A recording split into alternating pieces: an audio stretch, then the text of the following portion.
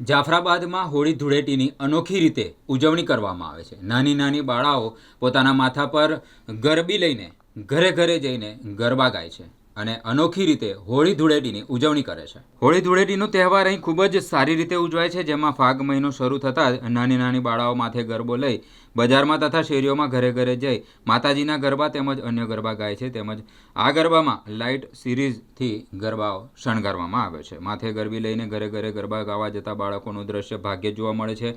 અમરેલી જિલ્લાના જાફરાબાદમાં રહેતા બાળકોએ ગુજરાતની સંસ્કૃતિની ઝલક રજૂ કરી હતી, જેમાં તેમને ઘરે ઘરે જઈને ગરબો ગાયો હતો। આના બદલામાં બાળકોને કોઈપણ પ્રકારની ભેટ આપવામાં આવે છે।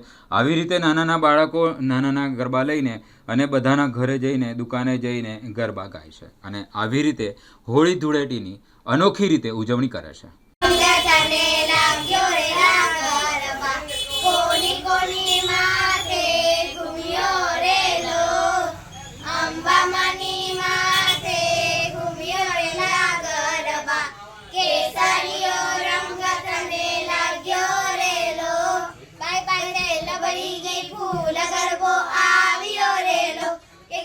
સોના નામ દરિયા ગરબો